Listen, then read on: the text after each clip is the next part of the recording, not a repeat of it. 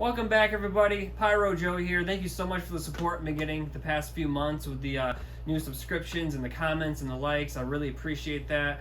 Let's keep it going so I get to that 1,000 subscriber mark, and then I'm going to do a special show once we get to that mark. I don't really know what it's going to be yet. I still have 700 more followers to go, so make sure you share my video, turn on the notifications, and like and subscribe. Thank you so much again. I made my new shirt, Pyro Joe. I think it's pretty neat. It helps my brand. And tomorrow I'm doing a fireworks show for somebody, and I think it just shows more professionalism. So you pyros out there, it wouldn't be a bad idea to get your own shirts if you don't have one already. But today I figured I'd drop a quick video of how to squib these cakes. I E-match, electric E-match is what we like to call it. I call it squibs. So I got a couple extra fireworks for the show tomorrow. Crazy Exciting with Steroids and Screaming Madly. And I also picked up Sword of Thrones. This is great for my finale piece since I couldn't find the cake I wanted. So I'm going to squib these 3 for you today, and then I'm going to show you what these cakes look like when I do my show tomorrow. That video should be dropping by next week, and I'm going to throw this video up here quickly. I just did a shopping video, as you guys saw.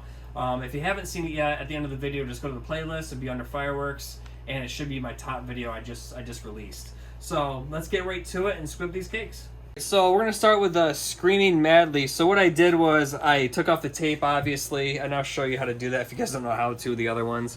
And then I just exposed the match and the pipe right here. What you want to do is you want to get like a screwdriver I found works, or scissors, and make sure they're non-sparking, because that one little spark can make these things light off.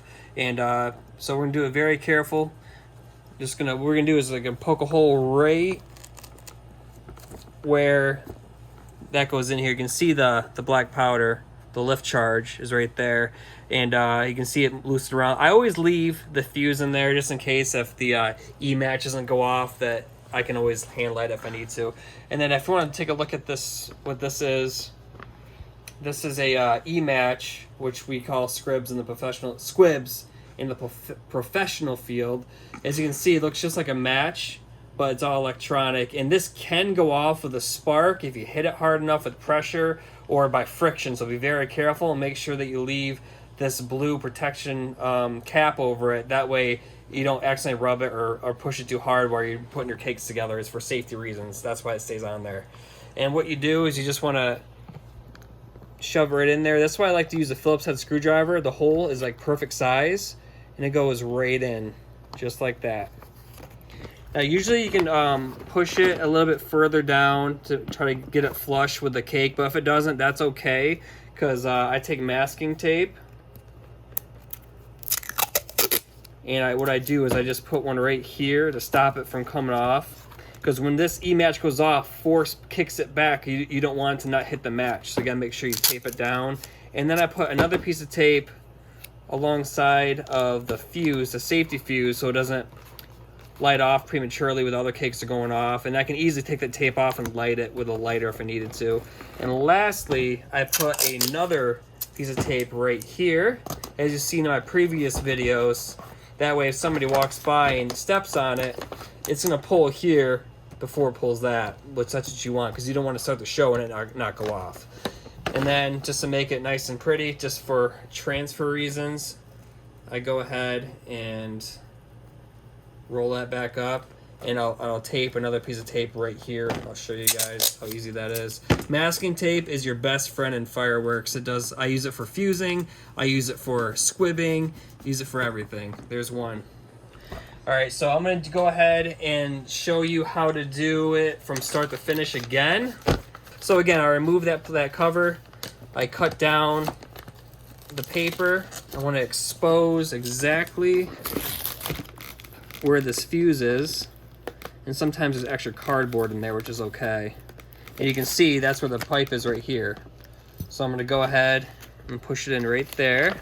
I'm going to turn it this way. Always keep the pipes away from you, just in case if you push it in and for some reason it goes off, you don't want to get hurt.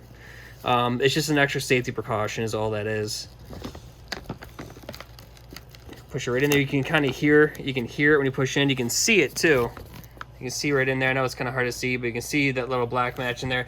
And sometimes, as weird as it sounds, you can smell it. If you just want to smell it, you know that you're in the black match, the lift charge, and everybody loves that smell. If you're a pyrotechnician, or if you're a pyro or love fireworks, you love that smell. So again, we're gonna push this right in, and this one almost went all the way in, which is good. Tape it up to protect it from coming out when you hit that match. Protect your fuse. Now, it's up to you if you want to remove this fuse completely or not. I always suggest leave it on there for a backup. You just never know. There's been many times to where fireworks have not gone off, and without that backup, then you end up with a live cake, and then it's just not good to have that laying around. And there we go. That's it. Now I'm gonna do one more because it's a little bit of a different cake. It's the fan cakes. These can be a little bit tricky sometimes.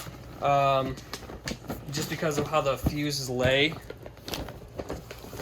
So this is pretty easy. Again, take the tag off, expose the fuse, and you can kind of pull it, and it leads to exactly right where it is. As you can tell, see, this one's kind of on the side of the cake, and it's a smaller tube, so it might be a little more trickier to get the fuse in there. And sometimes I like to tape this back up when I'm done for protection, but as you can see, it's right there. All right, and I gotta remember to put the pipes away from you. And okay, let's go ahead and push this one in. See how that one is very loose? I wanna be careful with this one. I kinda wanna put pressure here to stop it. There we go, we're in. There we go. I can smell the black match, the lift charge, whatever you wanna call it, that's good. Actually, it's a lift charge. Black match is something different, but it's the same thing essentially. Put it right in there. And this one's gonna be out a little more because it's just a small pipe. It's gonna do that. So I still leave the plastic on it.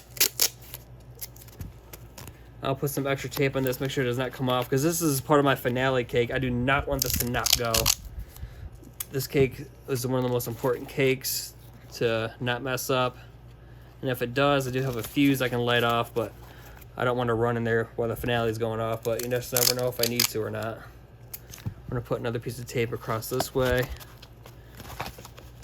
and I'll put another one here to block it. Like so. And then we'll go ahead, just like before, put another piece of tape here.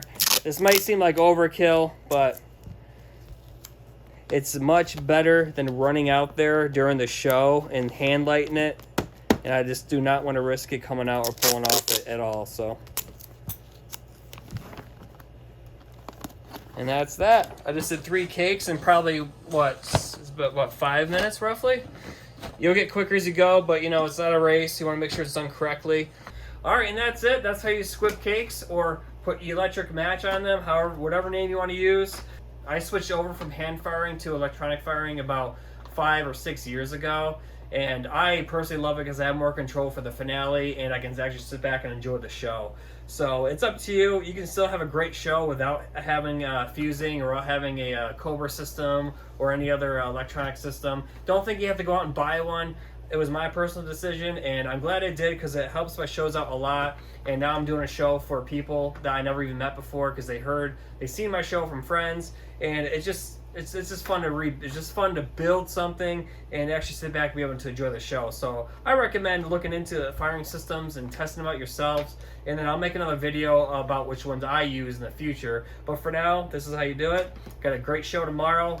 So I'm going to probably drop this video and either tonight or a couple days from now, and then next week you should see the show that I'm doing tomorrow. But don't forget to like, subscribe, turn on your notifications, and I'll see you guys next time. Let her rip.